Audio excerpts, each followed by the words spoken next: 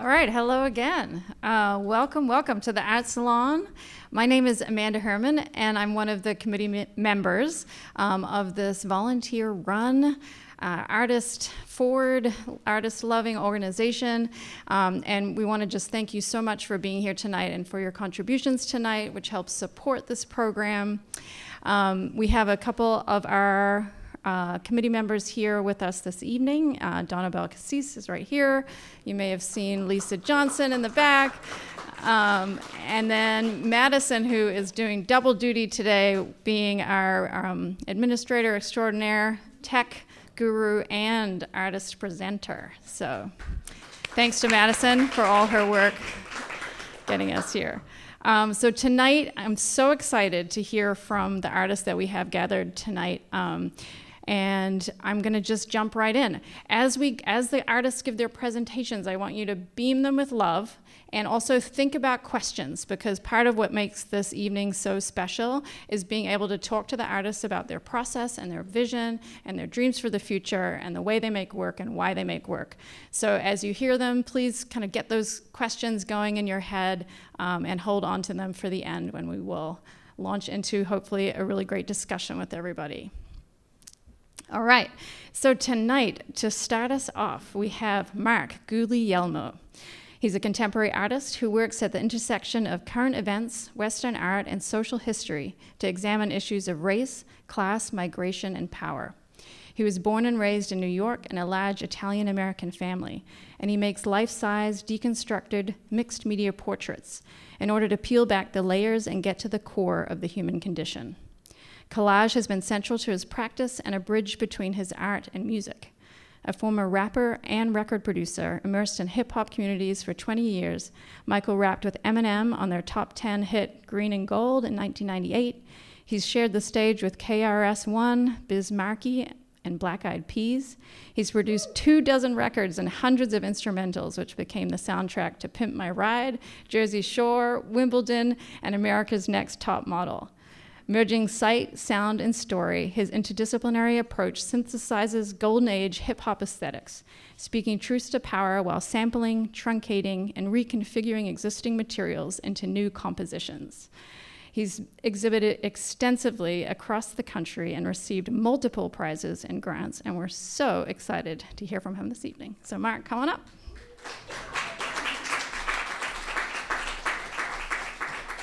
Thank you, Amanda. Thank you, ArtSalon, for having me. And thank you all for coming. I start here in Queens, Flushing, Queens, at my grandmother's house. That's me in the front. You could see how happy I am. This was just pure magic. Every Sunday we would go to my grandma's house, and my grandfather on the left there. My grandmother's in the middle there, you see her. And she was an artist and a painter. After raising 11 kids in her 60s, she went to community college and got her associate's degree. So I had a model of an artist.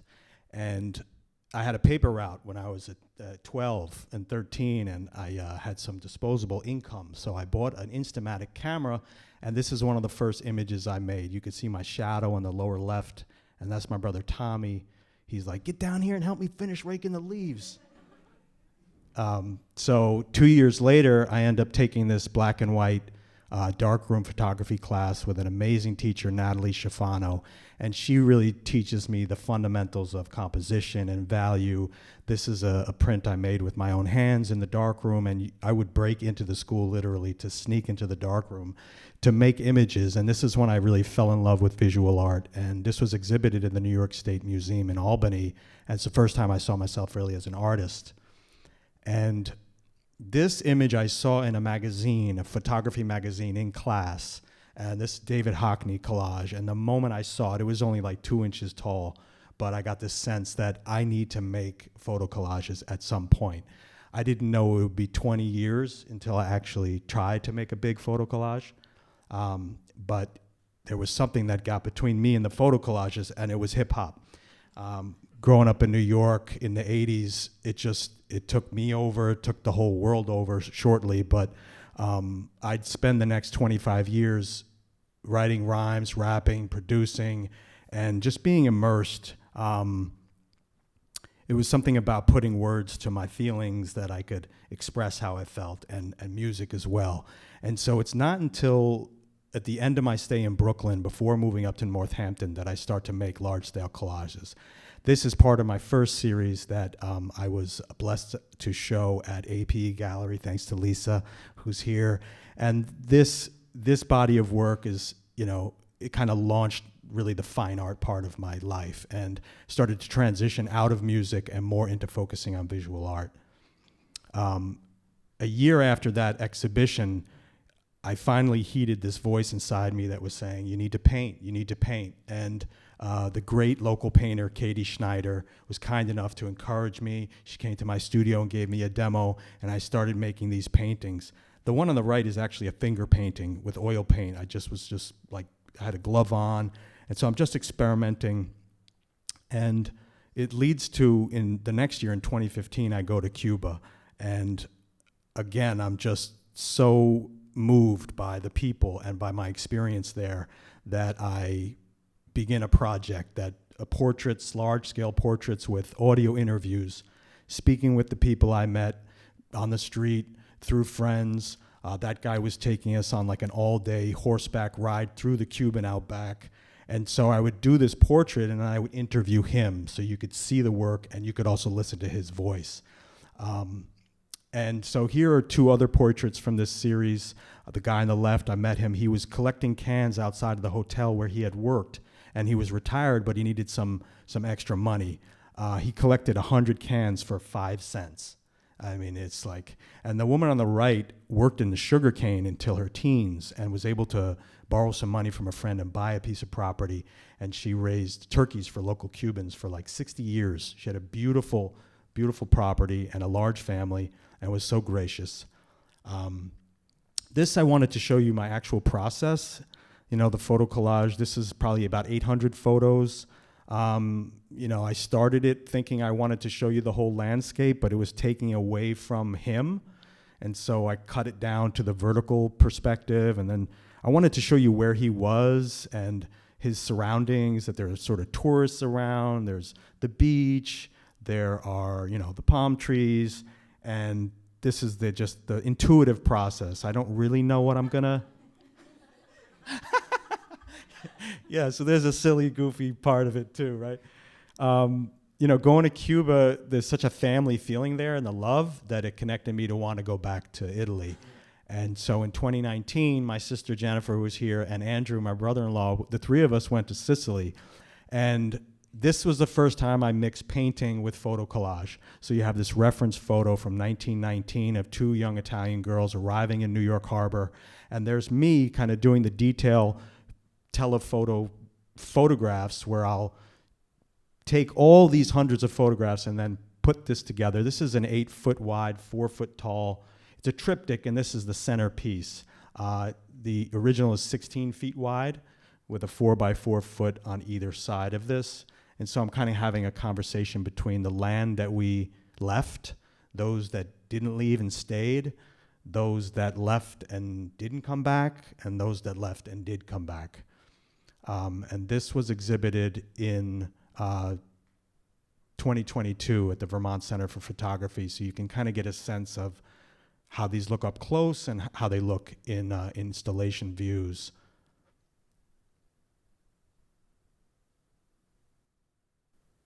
This piece was very red and blue, and so I didn't like it, and I was going to scrap it. And then I was like, you know what, go with this other primary, put some yellow on there, see if that balances it out. And that kind of made it work for me, so I kept it. And then the pandemic hit, and marching in the streets and outraged at the things I was seeing, and I couldn't just work on the Sicily stuff anymore. And I felt like painting was going to be the way to do it, and I needed to understand color better and value. So I took this class that was helping me to really be able to mix the exact color, be able to do local color. What does an actual orange look like? Is that a warmer orange, a cooler orange? And it leads to these series of paintings that are, fragmented, collage, different levels of paper and cardboard. There's photo transfer, there's fabric. And then friends on the left, this is Rec, great local DJ, and this is Sally Hemmings. and so I'm working with historical figures and also friends. And it really leads me to this, the series I just completed, which is based on my ancestors and Southern Italians. I wanted to deal with issues of race and class and power in the US, and I felt like instead of focusing on people of color, I needed to deal with my own relationship with what's going on in the US. And so I said, what better way than to kind of understand and pictorialize the Southern Italian journey in America. And so this leads me to not wanting to use flesh tones and wanting to use color as a rhetorical device to kind of, you see me here with the different values of the color. So I'm using colored paper. I kind of separate them based on their value, and then I build the three-dimensional forms using the colors, trying to get them to speak to each other, and trying to push the work, trying to make the work, push the boundaries, try to make it really alive. And Bisa Butler was a big inspiration for this series. And I saw a piece of hers at the Mount Holyoke Museum, and it made me want to use that idea, that way of collage. And she uses all fabric, but here I'm using gold leaf, fabric, acrylic. On the left, this is all acrylic with some gold leaf at the bottom. That's my grandmother on the right. And so this was another way to explore portraiture, which has captivated me since I was a kid. And we finish where we began. There's me in my side of the room. I shared the room with my brother for all my childhood years. And behind me on the wall, under the bed there, you see that I wanted to put something pretty on the wall, so I made collages. I cut up these magazines, basketball players, Jordan, and nice cars, and kind of the things a 12-year-old cares about. And it's just funny that 40 years later, I'm still making collages. Thank you.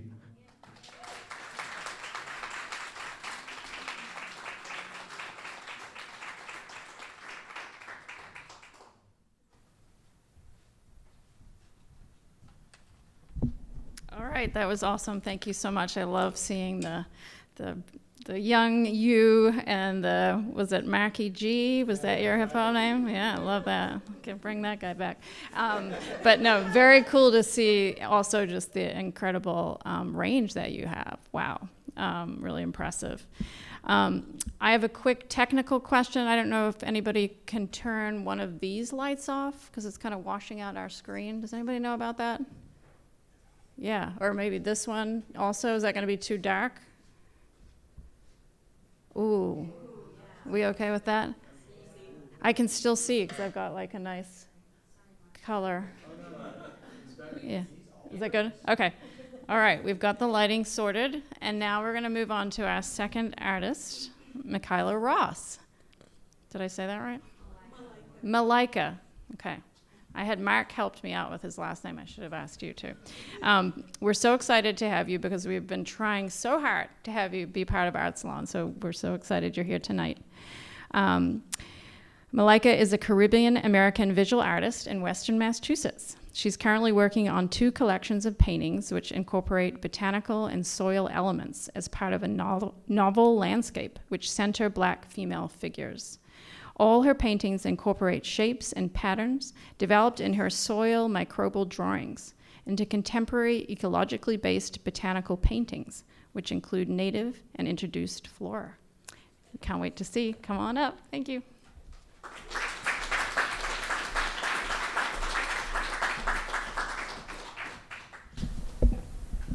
Don't work with microphones often, and I'm short, so here we go.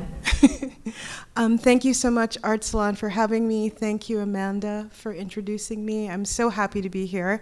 And yes, it has taken me a while to get here, so I'm thrilled that this is happening today.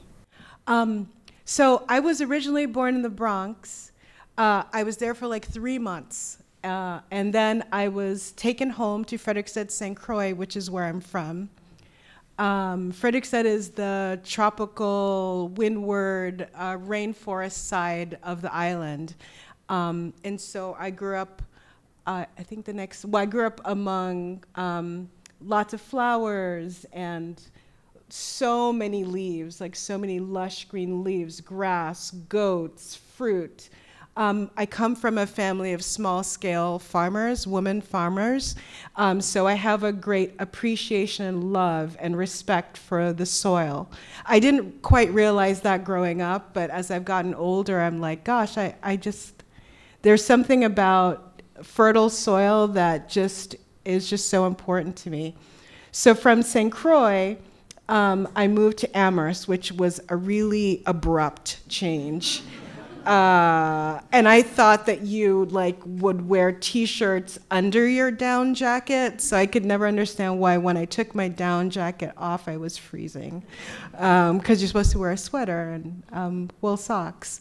So, and when I moved to Amherst, and I went to Amherst Regional High School, one of the first things that captured my attention that I didn't experience in St. Croix was art. Like, people take ceramic courses, and they take painting courses, and drawing courses, and photography. I'm like, this is what you do in high school? This is amazing. And so I went to Amherst Regional High School, graduated from Williston in East Hampton, and went on to Hampshire College. And when I got to Hampshire, I took more painting courses, I refined my skills in painting, but there was so much missing for me. And Hampshire, you design your own course of study, and at that time, I didn't really know what I wanted to do. I was like, should I be a writer like my mom, or should I paint? But if I paint, how am I gonna pay the bills or have a career? I didn't see a way forward. So it took me quite a while to figure it out. But at Hampshire, I went on a study abroad to Aix-en-Provence in France and took more painting and drawing courses, and I spoke French, sort of, and I definitely did not write French, but I say very well. But I studied Cézanne, I studied Marchutz, and I traveled to Venice, and I saw this whole world of art just opened up for me, but it was also quite terrifying. And I didn't finish Hampshire that first time around because I was like, I don't know what I'm gonna do. So what you do when you don't know what to do is you move to San Francisco. So that's what I did. And I figured out a lot about my life in San Francisco. And I attended the San Francisco Art Institute. And when I got to the San Francisco Art Institute, I again was exposed to quite a bit of art. That is what you do there, but you also take philosophy courses and writing courses.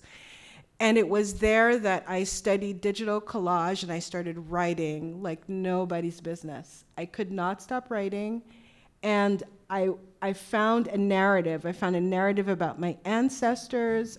In my digital collage work, I found a way to put together all the things that were going on in my brain since leaving St. Croix that I couldn't piece together in a state that I didn't understand. But when I started doing digital collage, it all came together. Like, these are mokojumbis. I don't know if anyone knows what a mokojumbi is. And so during Carnival, there would be people on stilts walking in the streets during Carnival time, and those were mokojumbis. And I found a place for the mokojumbis in this world that I was creating, in this narrative, in this novel landscape.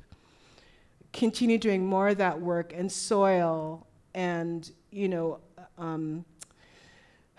grew up on an island where enslavement, we were brought there to St. Croix, so being enslaved was always a part of my subconscious.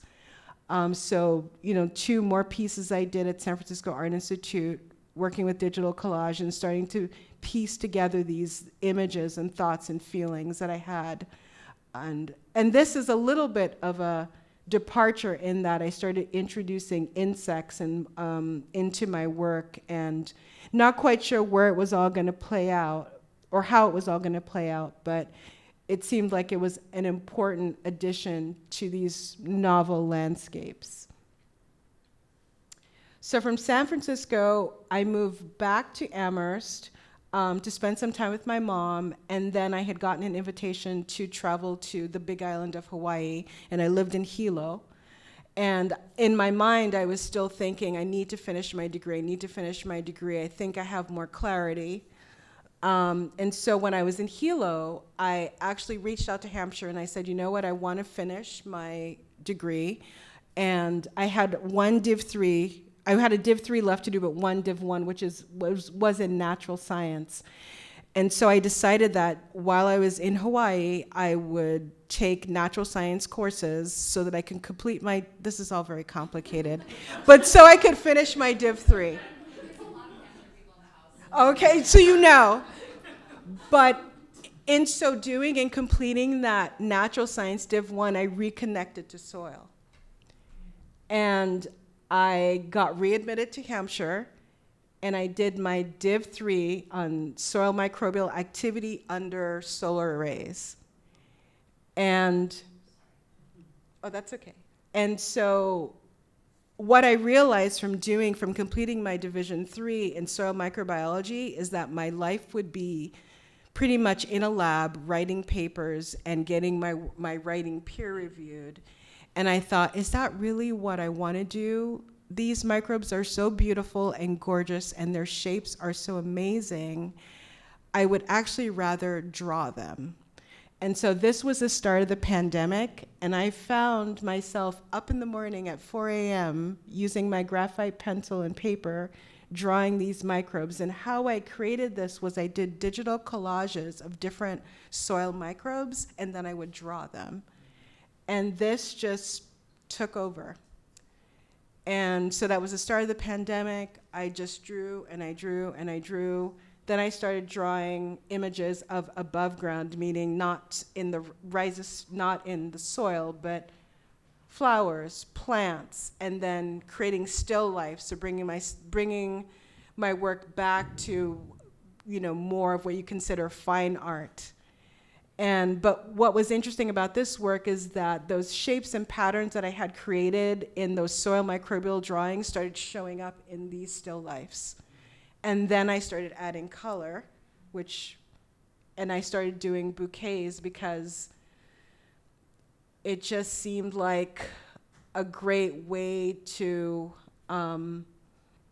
bring my drawing, color, microbes, structure, which is really important to me, middle ground, foreground, background, all of those important parts of creating art. And this is where I'm at now, where I'm creating novel landscapes that include the Black female figure and microbes and flowers, and just working on, that's what I'm working on now, and wanting to work much, much larger.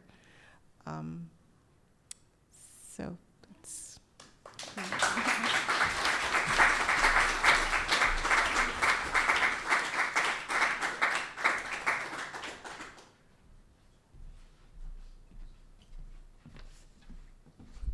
Right, thank you for that. That was so wonderful, and I love how both artists so far have given us kind of a trajectory of their lives and opened up and really been vulnerable to show us kind of your journey and how you've come to where you are, and that's such a gift. So thank you for that. It's so great to see.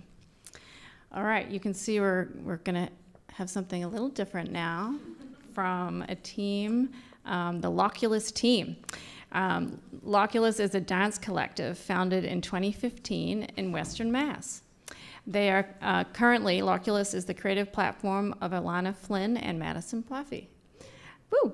LOCULUS has performed throughout the Northeast, and their performances are often site-specific and rooted in their engagement in DIY artist communities. Their work is often performed at events in bars, yards, and houses, as well as in traditional concert dance spaces.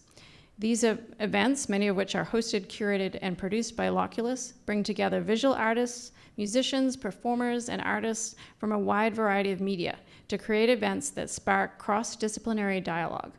In addition to their performance work, LOCULUS publishes the LOCULUS Journal and directs LOCULUS Studios right here in Holyoke, Mass. Come on up.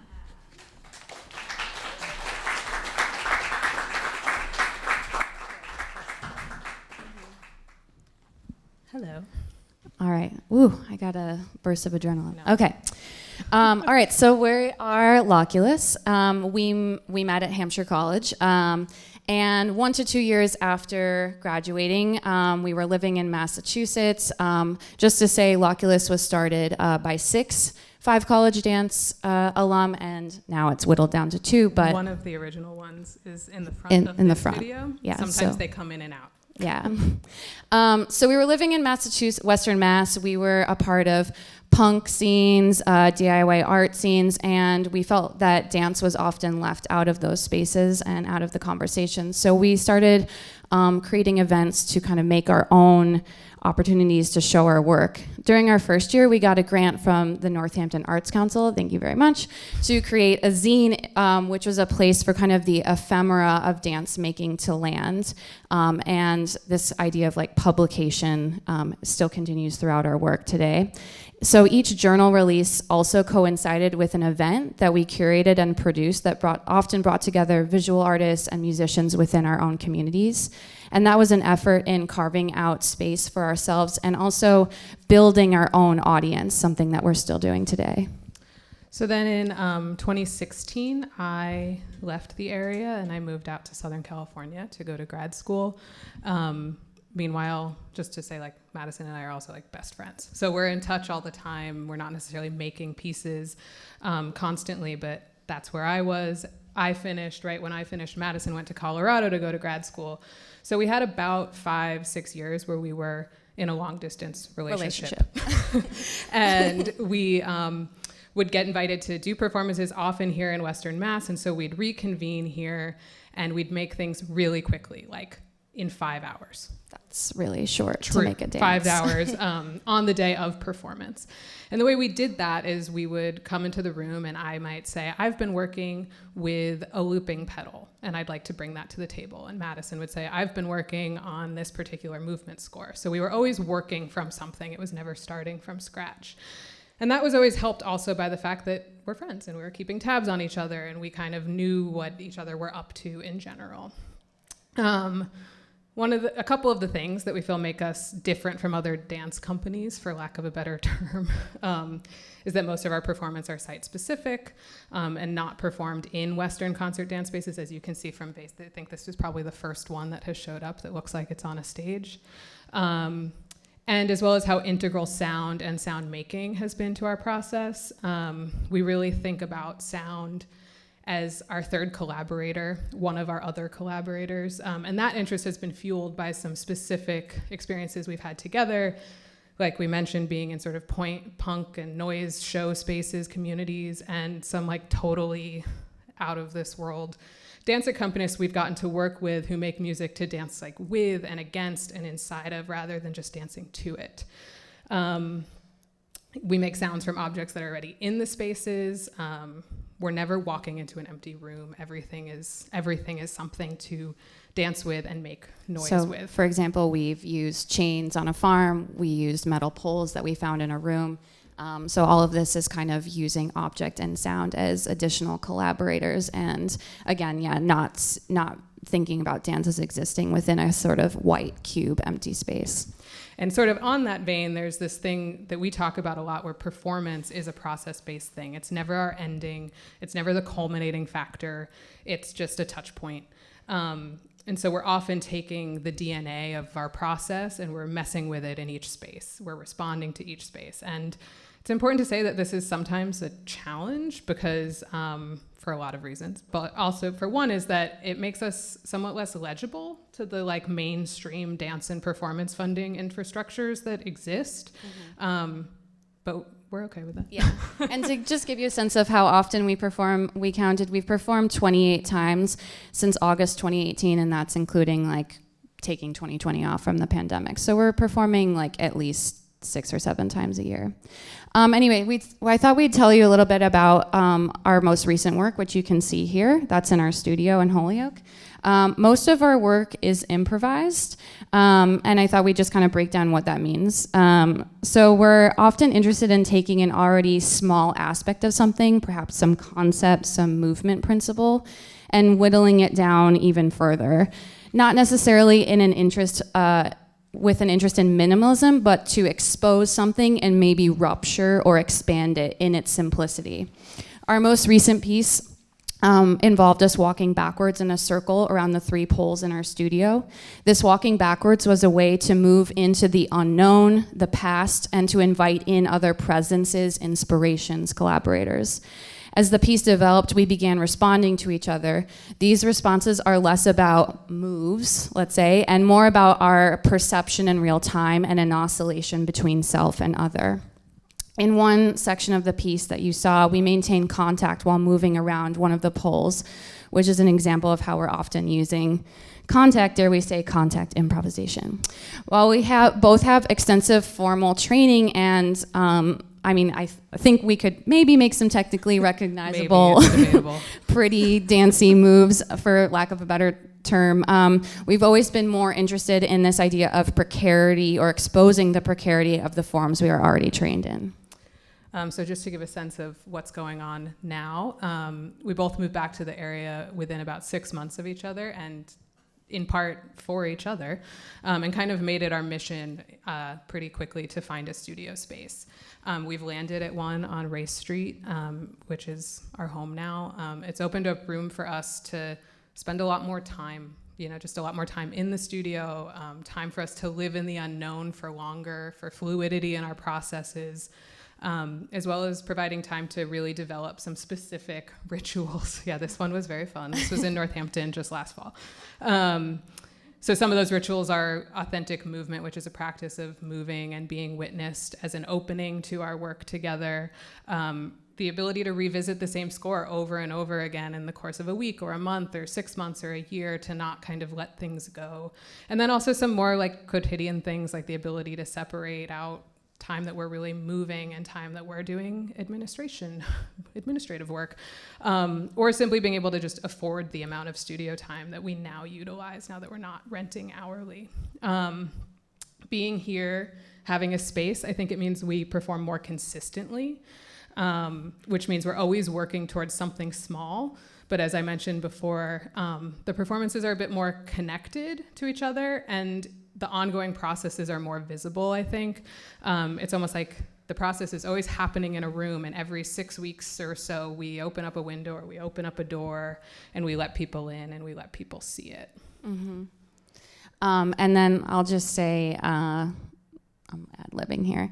Ad-lib away. Great. Just saying that we have upcoming a festival that's going to happen entirely here in Holyoke in September. And so kind of we didn't talk so much about our kind of curatorial process, but that's a big part of our work still, bringing people together and creating events. And I guess we're right on time. And just to say, all of these are not in chronological order in any way. They're just little glimpses into our work. So these are mostly from the past 5 or so years. But yeah. Yeah. Thank you so much.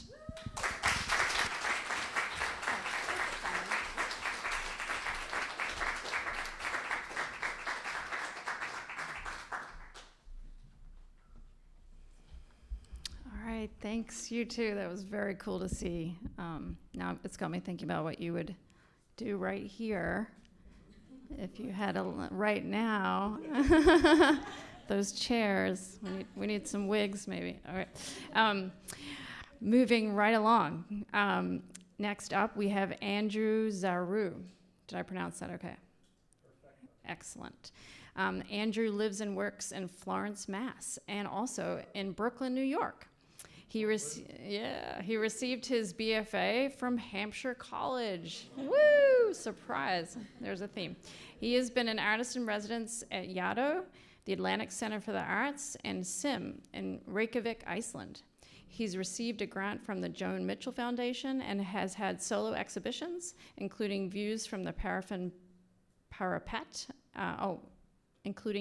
Views from the Paraffin Parapet, the Painting Center in New York, the Force Multiplier Plus, and Schema in Queens, New York. Many group exhibitions recently include one at Pulp here in Holyoke, at 57W57 Arts in New York, and Transmitter in Queens, New York. His work has been featured in the New York Times and in 2 Coats of Paint. Andrew will be participating in an upcoming group show in Berlin in the fall of 2024. And we're so excited to welcome him up now.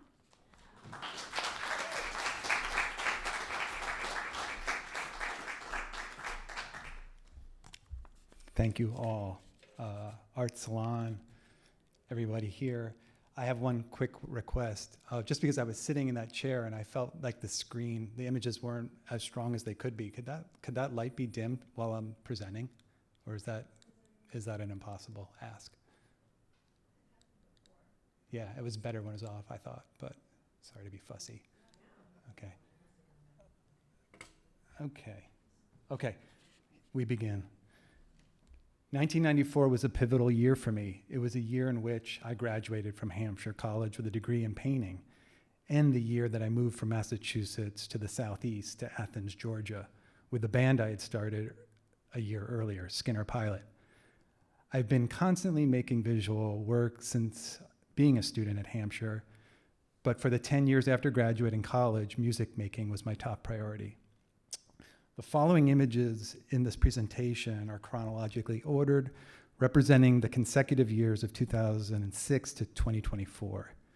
I see this section of time as having three basic phases or chapters. The first chapter is collage, or mixed media works on paper. In the early aughts, when I decided to pause playing music indefinitely, materialistically, I chose the path of least resistance. Paper and glue were cheap, and works could be produced and stored at home. Collage also felt like a lateral extension from music making in relationship to mixtapes. Making mixes was a serious hobby of mine that started when I was a teenager in high school. Even then, a custom-made mix got its own custom-made, handmade collage cover. On an even deeper level, I need to say that I was looking for some type of alchemy. The recombinant nature of collage represented a type of magic. 1 + 1 = 3. In creating new worlds, components were revealed, but the path to that discovery usually concealed. Being in New York in the late 90s and early aughts, I witnessed yearly trends in the marketplace, hot seasons for photography, video art, and conceptual theory-driven practices. In certain circles, painterly painting was verboten. One friend used the description, boring and irrelevant, while talking about a painter who my professors brought to Hampshire as a visiting artist, not once, but twice when I was there. Collage felt like a healthy alternative. As a discerning but still impressionable student, I was affected by another visiting artist that came to Hampshire. The concept this artist talked about was removing hand from the work. The idea of avoiding low-hanging fruit of seductive handwriting seemed compatible and consistent with my desire to bypass boring and irrelevant. The next phase, I'm fast. Sorry, we're still in collage. No, that's cool. It's okay to pause. I'll just start reading. Yes. The next phase was primarily about drawing. Drawing felt one step closer to painting, but I also utilized the grid's rational or objective characteristics as an armature that depersonalized the hand. The grid offered a cool detachment. Using the grid as a starting point, drawings became synonymous with questioning. Questions would be about counting in relationship to form. It was a very basic type of arithmetic that, due to repetition, led me to translational symmetry. For the uninitiated, translational symmetry is how most wallpaper compositions are constructed. These drawings were generative. Upon a drawing's completion, a curiosity would emerge about tweaking the algorithm. Theme and variation materialized. These drawings became serial as I made at least a couple hundred of them. Because I was doing this work in books, I was allowed to be productive while commuting. When working a full-time job, I could easily spend 10 hours a week underground writing the New York City subway system. It was a practical use of time, but it also allowed for escape. Earbuds in, head down, metallic and fluorescent jelly roll pens in hand. Some compositions spun off into the occasional painting or silkscreen or risograph print. One drawing in particular became a genesis for a synesthesia project that culminated in a CD compilation comprised of 28 tracks of interpretational audio by musicians, sound artists, and one poet. Is it all right that I'm out of sync? Towards the end of, I'm still speaking about drawing. Towards the end of this chapter, this endeavor started to feel dry and rote. The drawings were starting to take energy away from me rather than provide energy to move forward. Simultaneous to this realization was the undeniable feeling of me wanting to paint. It felt somatic, a gnawing from the inside of my torso. I knew I needed to switch gears. A major change occurred in the middle of 2018 when I acquired a studio in Brooklyn. It had been 3 years since I had a dedicated space for making art. This new and still current studio in Brooklyn is small. It has a footprint of only 100 square feet. I knew when I moved in that this would not be a space for building modular floor-based sculpture, nor was it going to be a space that would accommodate the lateral spread of tables to hold and compose collage materials. It was going to be a painting studio. I had not made an oil painting since 1995. In the late 90s, I made a series of small acrylic paintings on cardboard. I was beyond rusty. How to hold a brush, how to mix color, working horizontally or upright. Everything felt new to me, the eternal beginner.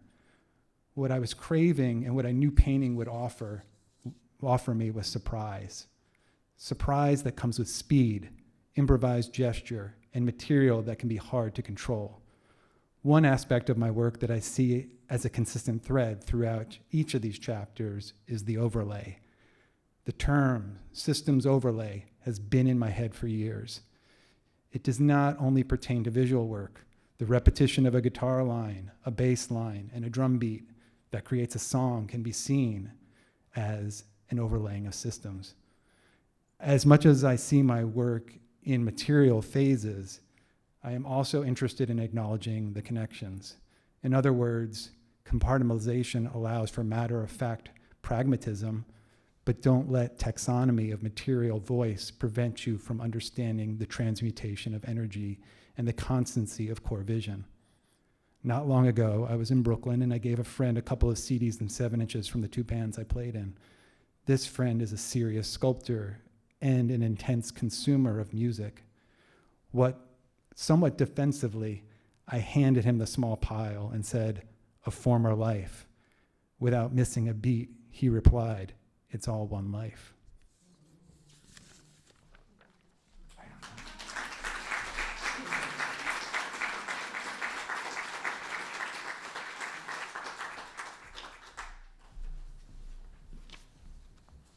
All right, thank you for that.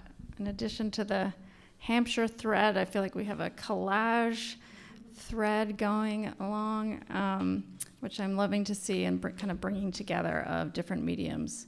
Very exciting. Okay, last but not least, we have Raishad Glover. Raishad, okay, sorry. So I grew up in New Zealand, and my accent's very weird, and I usually just blame it on my accent because I mispronounce things a lot, so I appreciate the support from the audience. Can you tell me again how to say it? Raishad. Okay. Raishad. Born in 1980 in Heidelberg, Germany, Raishad Jabbar Glover's educational journey spans prestigious institutions across the United States. He began at the Governor's School for the Arts in Greenville, South Carolina, then pursued his high school diploma at the New Orleans Center for Creative Arts in New Orleans. Subsequently, he attended Xavier University of LA, followed by Tufts University School and Museum for Fine Arts in Boston, where he earned a studio diploma. Finally, he completed his education at Yale's University School of Art in New Haven, Connecticut, obtaining an MFA. Identifying as a conceptual artist, Glover explores various mediums, including lenticular printing, graphite powder, beeswax, Duratrans backlit film, analog digital photography, wool, and LED lights. It's quite the combo. That's awesome. Throughout his career, Glover has imparted his knowledge in various roles. He's taught sustainable architectural design at Putney Student Travel. He has served as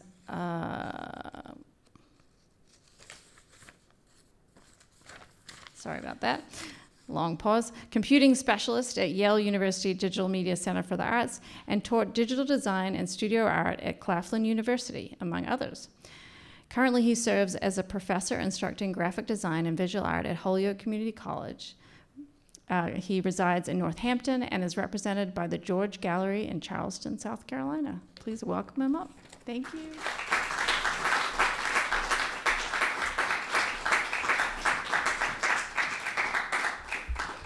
Thank you for having me.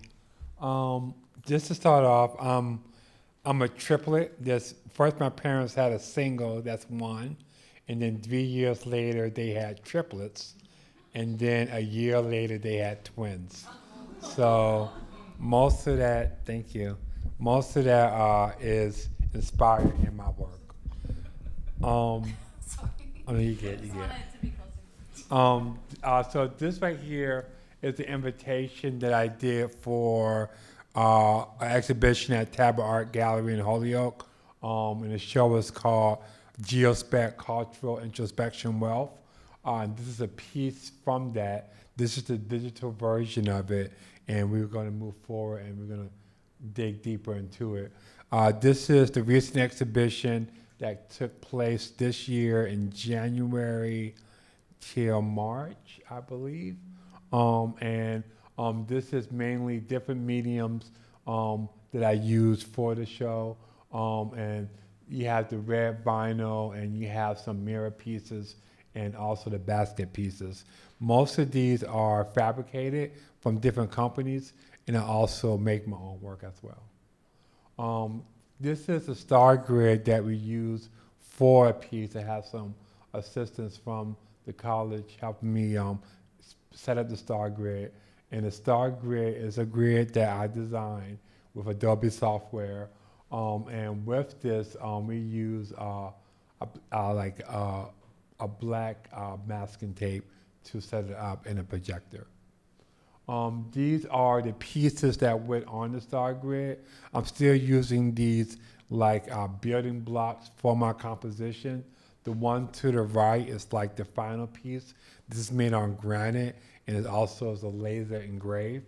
And the one to the left is a breakdown of the final piece using hexagons and stuff like that. And this is the grid piece, the star grid, with the granite pieces on the wall as well. And this is my color station. The table and chair was fabricated from an artist in Ukraine. And I felt quite great to buy this piece because I just went on Etsy looking for a children's table. And with that, the artist, she was in Ukraine, and I was like, wow, there's a war going on, and she has to make these pieces, get up, go to UPS or post office and design these pieces. And I thought that was pretty cool. Above the table piece, these are the lenticulars. And these lenticulars are, again, using that cube, Rubik's Cube type of effect in hexagon. If we can click on the Instagram link, please. So that was a gift file, digital gift file. This is the actual lenticular. This right here is probably around 4 by 4 feet. As you can see, it does change. These are the same type of designs you can find in a popcorn box, like a hologram, so on and so forth. And here's another view of it as well.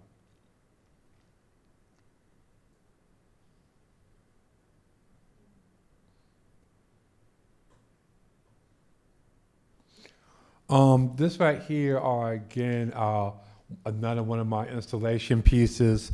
The baskets are made out of seagrass. Rasu comes from my native land of Gullah Geechee in South Carolina.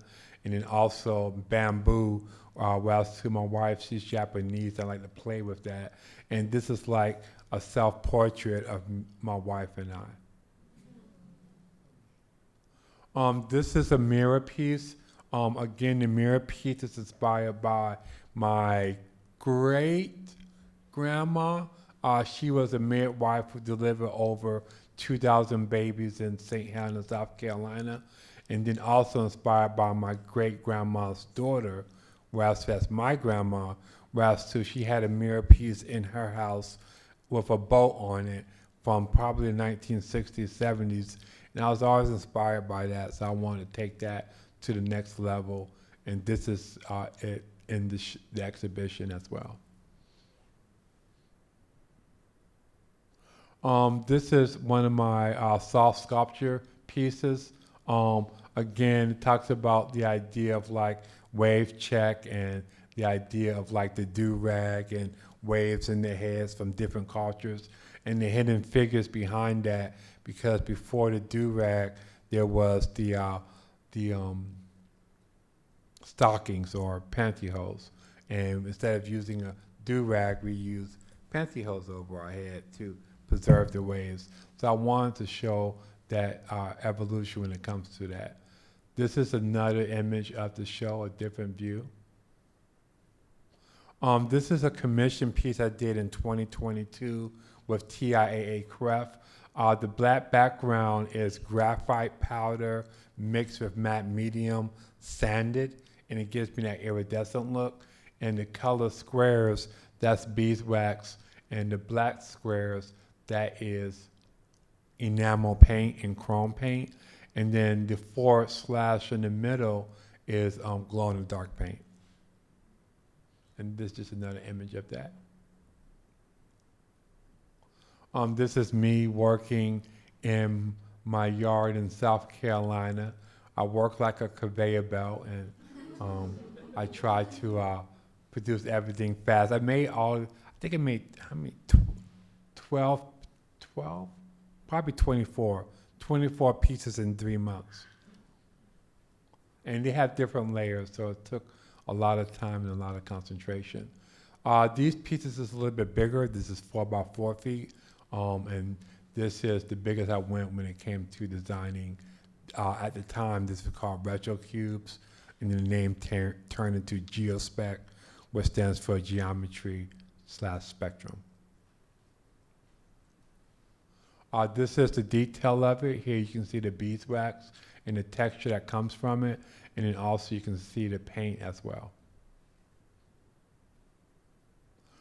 This is a piece I did in Syracuse, inspired by our artist David Hammonds. These are ice blocks with designer coats or hoodies, and I use different primary and secondary colors to tell a story. This was before Trayvon Martin, because at the time, hoodies became very in fashion and in vogue, and I wanted to portray that in my work. And then last but not least, this is a piece that won a lot of awards, and I realized that I wanted to be an artist. I did this when I was 16, and this is of my triplet brother and me when we were children. On the right side is Africa, on the left side is South Carolina, and it talks about my family migration from Africa to the East Coast of the United States. Thank you.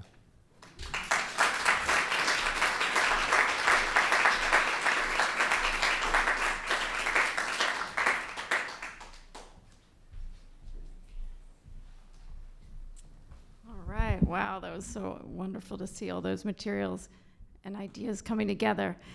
So now we're at the point where we'd love to invite our artists up. I think could I ask the kind people in the back to turn up some lights now? We're gonna kind of rearrange ourselves. We're gonna ask our artists to grab a chair and come up here in a nice kind of half moon facing the audience. And hopefully all those questions are brewing. And we're going to have some guidance from ArtSalon committee member Donna Bell, who's going to help us facilitate these questions. I think you can use that one, and then we'll pass this one either between us or to the audience. Okay. If that's okay. Does this come off? You can't wrapped, go too far. We could unwrap it a little. If you want to walk around. I know, but Oh, you can then I could at least be, so I'm not like stuck to this thing. leave all that for a Yeah. second. Yeah. Sorry. We're okay. Wake up. Oops, is this on? Not yet. Yeah, so now you have a short leash though. Okay. That's good. I'm short This is anyway. on. So, welcome everyone, and I just want to thank everyone again for coming this evening to this event. I always find it such an honor to hear the stories of our artists who present. It's kind of a really vulnerable position to sort of share your studio practice, so I applaud them for sharing that with us tonight. And yeah, so this is the exciting part, because we actually get to delve deeper into the studio practice. And I wondered if anyone had a particular question to start us off tonight. Don't be shy. Of course, I always have one in the back pocket in case nobody wants to. So I'm going to go ahead and ask. So Amanda originally sort of set the stage saying there seems to be a thread along the lines of collage within your work. So I'm not going to ask you about collage because we all sort of saw it. But there's something about the way in which you had mentioned, Andrew, the idea of overlay.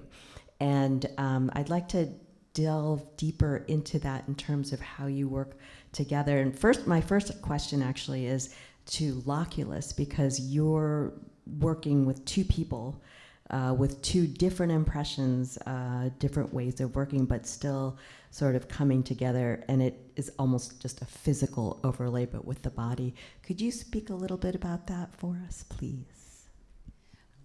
Yeah, I'll start and then I'll give it to Olana. But just to say that we actually didn't use the word collage in our presentation, but we usually do. So the way we are often thinking about our work is sort of collaging different things together. So dance, like movement, material, objects, sound, and collaging these aspects as well as sight, wigs, gloves, the whole shebang. But yeah, I mean, I think in terms of overlay, I mean, I think you could kind of think of collaboration as like that, in the terms of us bringing our kind of own specific interests and histories together and then overlaying them on top of each other and seeing what comes through that remix of things. I think we mentioned sort of sound as a third collaborator, but the way you framed that question also makes me think about how, yes, we have our own histories, our own backgrounds. We've separated and done things apart. We still have our own practices, but we've been working together for so long that in some ways there's always like three people in the room. There's like Olana, Madison, and Olana, Madison. You know, like we do have a sort of specific just to the two of us. Like the way I work with Madison is really different than how I work with anybody else. And that's not because I'm bringing different stuff to that space. I'm still bringing me. It's like this fusion that we have of over a decade of being in physical practice with each other. So I think there's overlay of object, of sound, but there's also sort of overlay of people and of and a real sort of morphing of people. I definitely got that sense about it. I'm going to continue to go on that theme of overlay. Thank you, Andrew, for that. So I'd actually like this question for Raishad, actually, because your work probably has, no, I shouldn't say that. So I should say that your work has many overlays in terms of the subject matter that you're really speaking about, because it's about form, but it's also about history. It's about place. Not that all of these things aren't similar, but the way in which you approach these in your work is very different. Could you speak a little bit more about some of the contextual things in your work? Like, what is that cube? what does that cube represent to you, and why you choose some of the materials you use, please? Oh, yes, well, the cube represents like a building block for family, community, and equal environments. And I like to go off the tracks and making artwork just to see how much I can explore. But if I have an artist block, then I go back to the cube and then I meditate on that for a while, not just with the same materials, but with different materials just to see how I can be inspired by. I mean, you're using things from like those, what are those, look like lightsabers? Oh, yes. You're using lightsabers, you're using wool, you're using do-rags, you're using very technical things going together. It's almost like a lab, the way in which you work. I mean, is that something that you really intentionally do in your studio? I was trained as a painter and printmaker, so the piece I did when I was 16, that was oil paint, and then I got into regular paint, acrylic paint, not regular paint, acrylic paint. Then I got into puff-up paint, and then I got into printmaking. And then when I realized how paint changes the vision and the visual perspective, then I wanted to go more into medium. And the term paint is usually a pigment in a vehicle. And so I was like, well, a coffee mug can be a pigment in a vehicle too, or all these other materials can be that. So now I like looking at my artwork through a painter's lens. It definitely seems like you're painting with these forms in some way. Before I begin with other questions, is there anyone with a particular question still, or shall I keep going? Oh, we've got a question. Excellent. I have a question for Andrew and Raishad, because it seems like your work starts with this formal sense. Like Andrew was exploring these patterns, and Raishad, you were looking at these, like your star form is very geometric. And yet, towards the end of your presentations, there's more. What I love about art is seeing the sense of the hand, and I could see more of that towards the end. There where Raishad painting, mixing up the graphite with the medium, and Andrew moved away from these formal structures. So I wanted to know what was the impulse in both of you that had you move towards more of that sense of. Do you want to go first? Like a precision or something that the hand gets. My granddad was a high school math teacher and a basketball coach, and my dad, he was the IT director at South Carolina State University and Xavier University. So when it came to the computer, and your hand not really being in the computer, I kind of appreciated that conversation. But as growing up as a trained painter, I also appreciate the idea of texture and me making my work through form. So I like to have, when I make a series, 1 year, it'll be fabricated all on the computer. Then the next series would be all made by hand. And then I would mix that in a show. So I like those two yin and yangs in a way to design my work. I think I need to answer your question in a simplistic way when talking about painting. And what I mean by that is I'm talking about my natural way of painting, my default kind of less self-conscious way of just making work, because there's a million variations of what painting can be, obviously. So I think what I was trying to articulate in my presentation was between information I got in college from a visiting artist that was a very intense seed that was planted about taking the hand out of the work, that was a slow release. Like that, I heard it that day. It didn't even make sense to me that day, but it played in my head like a tape loop for years, and it seemed applicable as a young artist in New York trying to find my way and seeing what was considered relevant. And I felt like the attraction first to collage, later to drawing on a grid, was it allowed me to still work by hand, which is, I'm a very analog person. Anyone who knows me, I mean, I use a flip phone. So, you know, I'm analog in everything I do pretty much. But I was just going to say is that those mediums allowed me to not be vulnerable. And in 2018, when I got the studio that I still have and I'm weaning myself off of or away from, I felt naked. I felt naked painting. And that's a powerful thing in terms of the things that you feel most vulnerable about are the things that also give you strength.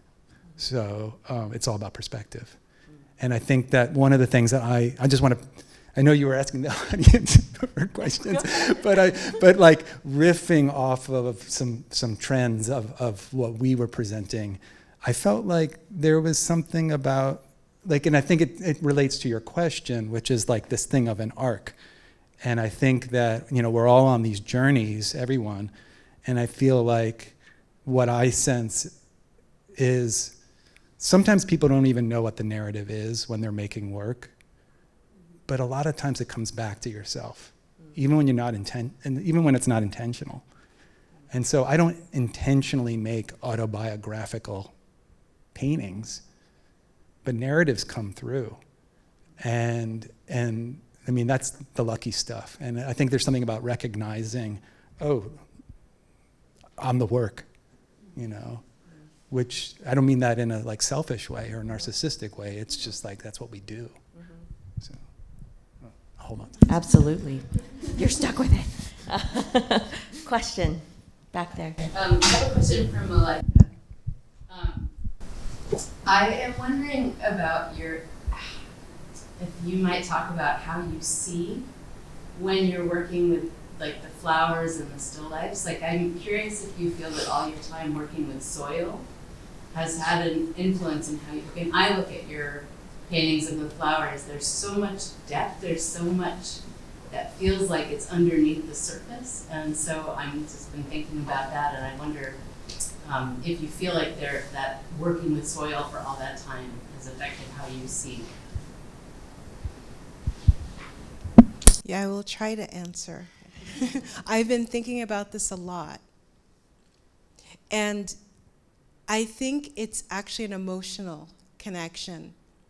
I really truly believe soil is an ancestor. I think it's for all of us, or like one of our oldest ancestors. And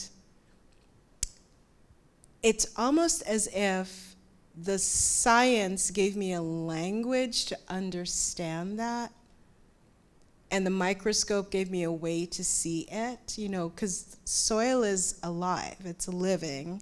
They create communities. They work together to grow food, to grow flowers.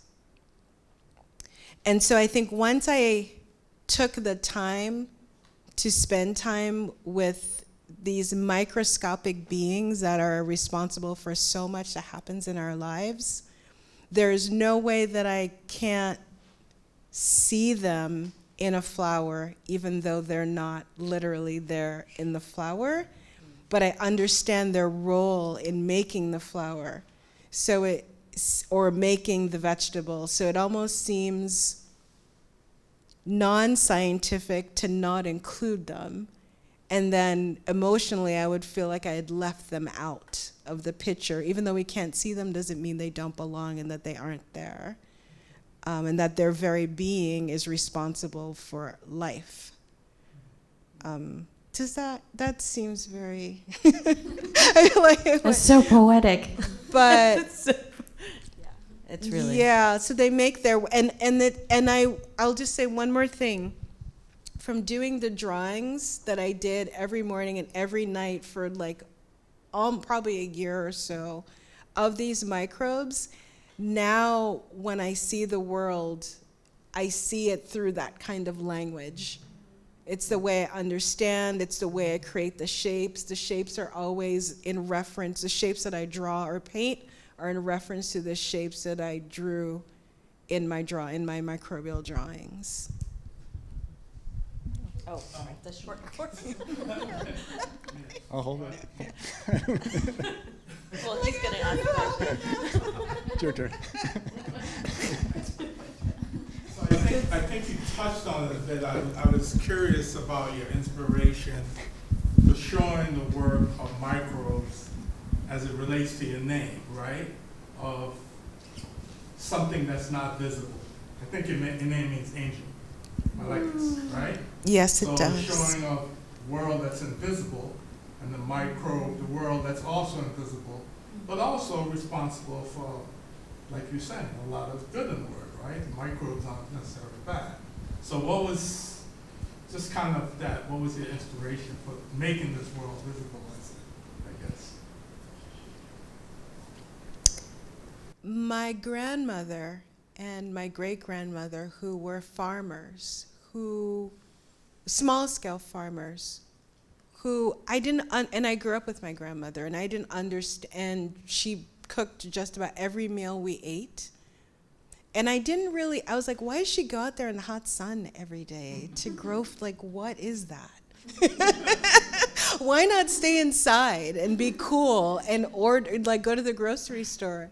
I didn't understand, and she had a huge kitchen garden, like the size of this room, and with different varieties of plants and herbs and fruit and a banana tree and a coconut tree, and it's just every day she's out there doing something, harvesting this or harvesting that, and I would just want to chill out in the house and watch TV. So I didn't really get it. But it took me going to Hawaii to understand why that was so special and significant and important, because I met so many people there who the land is everything. The land is family.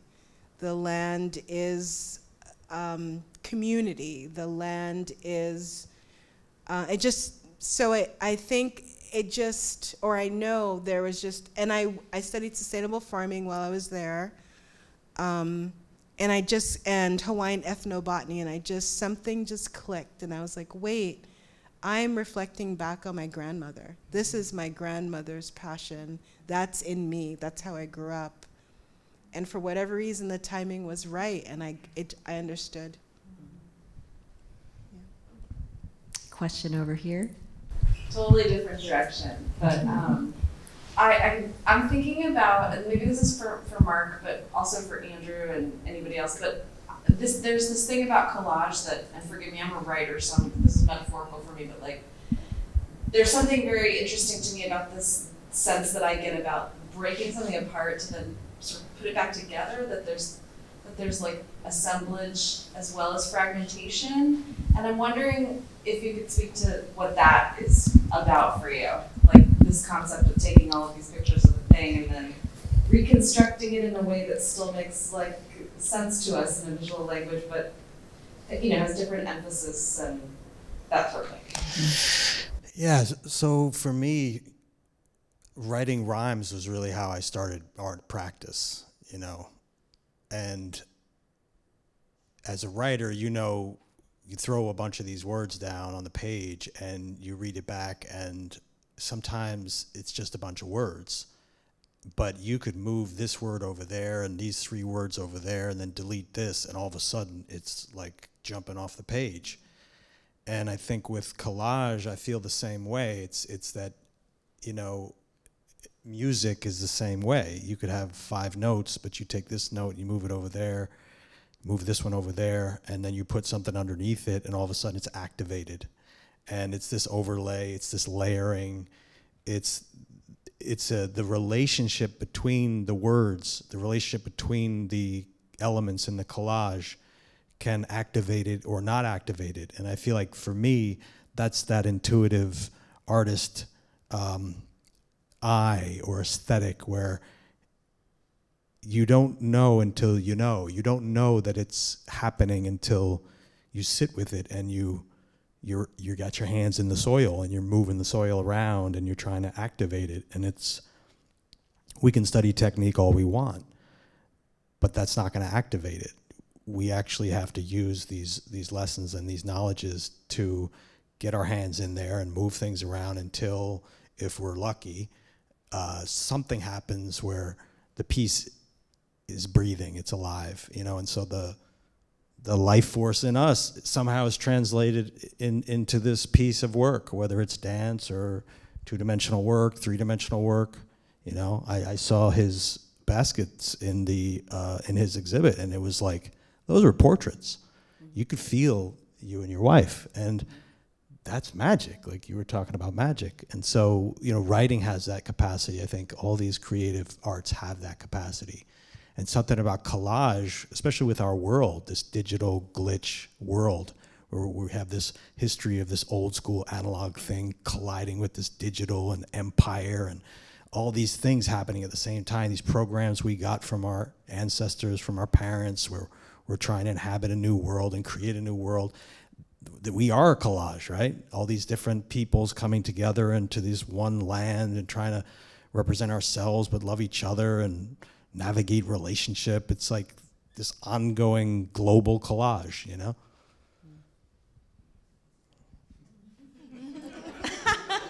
Andrew? That's all I got. I should just say period.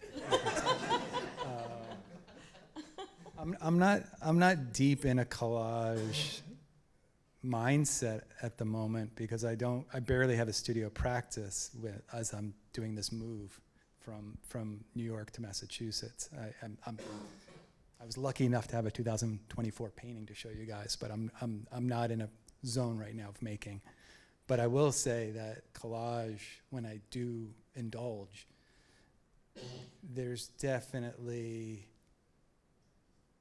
I guess it has something to do with the search, like the searching for materials, and then the play of how materials relate, and looking for that eureka moment. And I had so many experiences when I was primarily doing collage where I would cut something out of an old encyclopedia or textbook thinking this is the form I want, this A form, let's say, only to find out what was actually more compelling was what the cast off material was. Actually, what the B form is more interesting, or when you flip the A form over, look at that.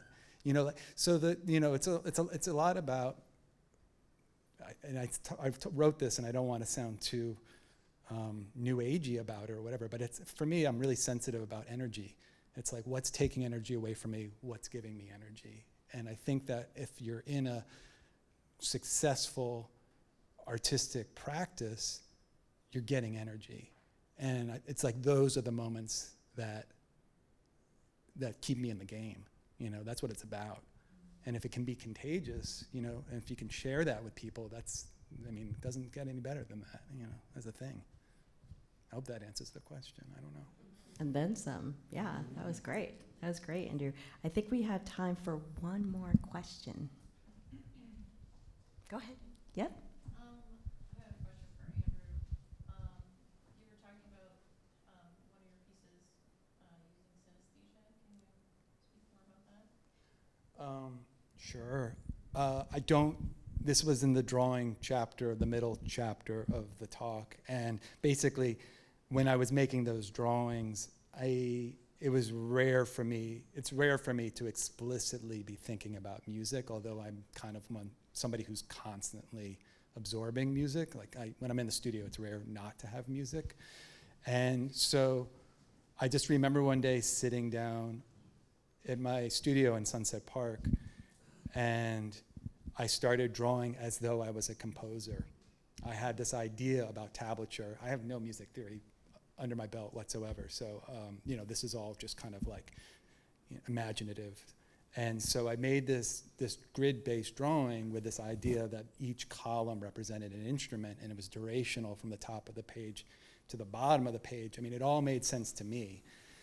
But then through just the world, opportunities come up. I did the silkscreen project. The person who wanted to produce the silkscreen said, what can we do that can like be a side tangent to this? And then I thought, oh, maybe there can be a sound element since I created this composition for sound. And so I just reached out to about 30 or so people to say, I'm going to do this compilation. This is the image. I don't really want to say anything about what my understanding of it is. The only limitation I want to put on people is a 2-minute time restraint. Other than that, whatever you do, I'm down. And so made a CD and did actually a release for the Silkscreen in Grid Space. When I did a show in Brooklyn in Crown Heights at Grid Space, we did an event in the back where 4 people who were on the comp performed, and that for me was just like, wow, this project really has wheels, man. It's like just like one thing led to another thing, led to another thing. But it's one of the coolest things I've ever done, and like curating, it's really awesome because it's like, it's on one hand it's all about you, and on another hand has nothing to do with you. And that was an interesting thing to discover. So that's a great question, and something to leave us with to think about afterwards. And I want to thank the artists tonight for coming. You've opened our minds and hearts with all kinds of images and things to take with us tonight. So if you liked what you saw tonight, please join us. We'll be taking a summer break, but we will be in Amherst in September. So follow the ArtSalon on social media. We'll definitely be keeping you posted because this is important. This is what feeds us as creators, as consumers of art. Like we just want to hear this stuff. And so you're a part of it tonight. So thanks again for coming. Yeah.